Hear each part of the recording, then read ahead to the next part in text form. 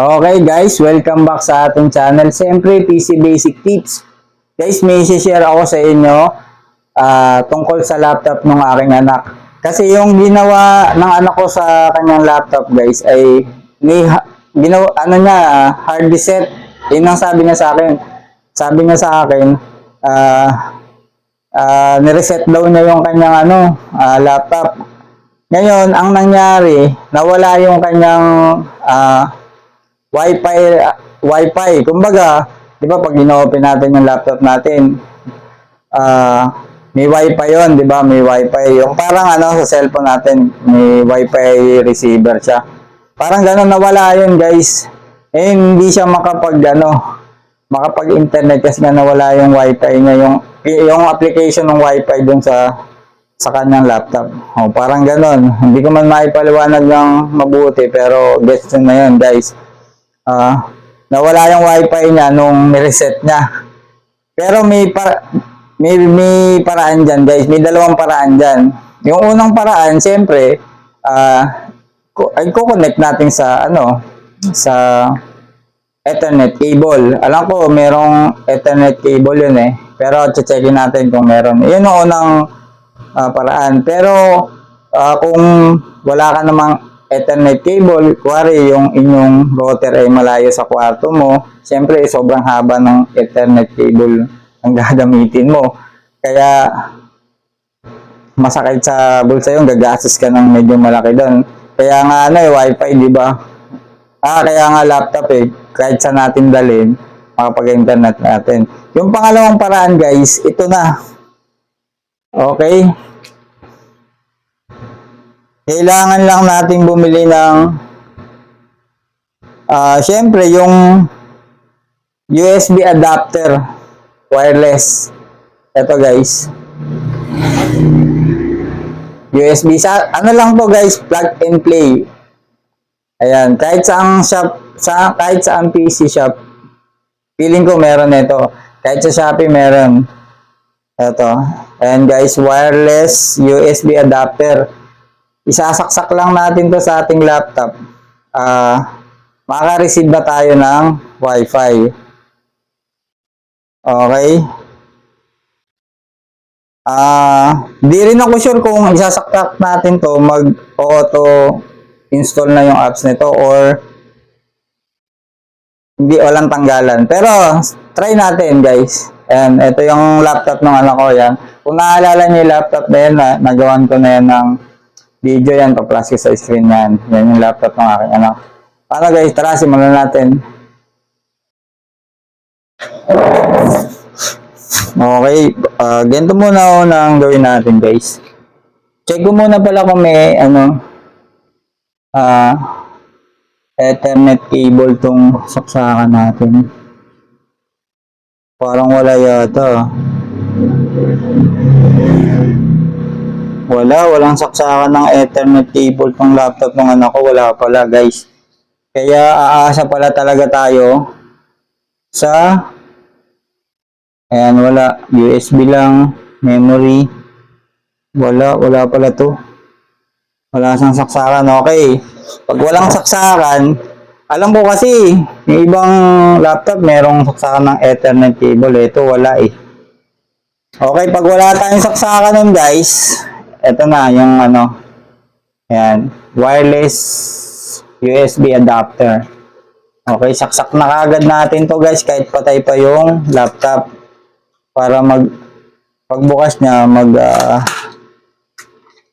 working agad siya guys. So natin. May CD pa nga May pasunod pa pala tong CD.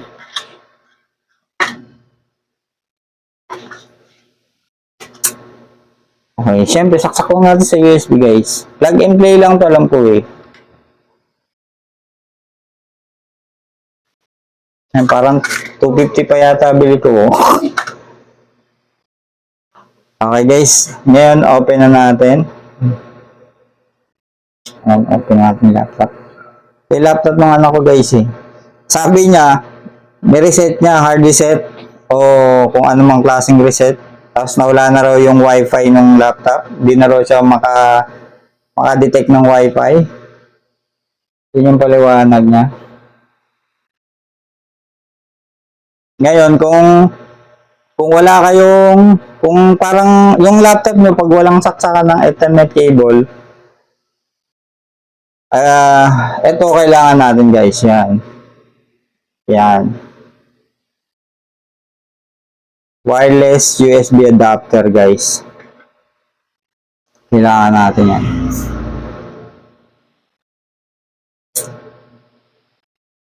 Okay nangyari sa laptop ng anak ko.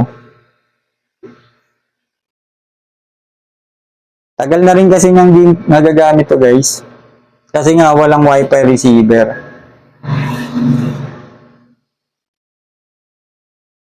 Okay. Next muna na. Philippines, yes.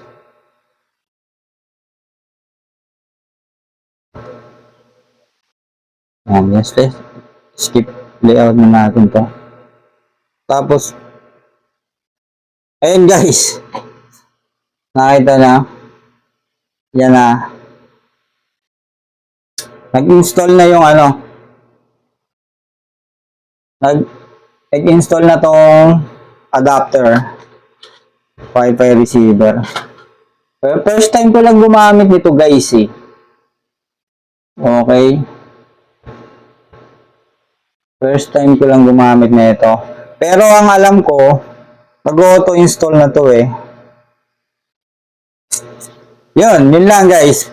Pag nawala yung inyong wifi, parang ganyan. Guys, kasi nung hard reset nung anak ko, kaya full reset itong laptop niya, nawala yan. Nawala daw to sabi niya sa akin, dada nawala yung yung wifi ng laptop ko, di ko magamit. Okay? Ngayon, pag bumili ka nito at in-install natin dito, o sinaksak natin yan, magkaka-detect na siya ng wifi guys. Yun yung trabaho niya. Okay, sana nakakatulong sa inyo to guys. Kahit medyo nakakalito yung aking tutorial kasi alam naman tayo, hindi tayo nagpapa-hype ng mga video. Talagang kadalasan gumagawa ko actual pag may nasisira, hindi ko na yan hindi ko na yan pina-practice. Sinasalang ko na kadalasan sa video yan, parang ganyan. Okay? Kung makagawa man ako ng mga tutorial na alam ko na, yun yung mga hindi ko na nagagawa ng video, tapos parang may nangyari sa laptop o sa PC, nagloko, nagawa ko, pero hindi ko nagawa ng video, yun, matik yun, alam ko na pag ginawa natin ng tutorial. Parang to guys, sana naintindihan nyo. Ulitin ko lang, pag nawala yung wifi receiver nyo sa inyong laptop o kaya yung wifi apps, yan, kung ano mang tamang term, bili lang kayo nito guys, tapos saksak nyo na sa inyong laptop at lalabas na yung na yan, yung makaka-connect na tayo sa wifi natin. Okay guys, maraming salamat. Kung di pa kayo nakasubscribe guys, marami pa tayong basic tutorial na gagawin. Yan, ganyan. Parang ganyan. Abang-abang lang. Okay guys, see you sa next video tutorial. Salamat po mga bossing.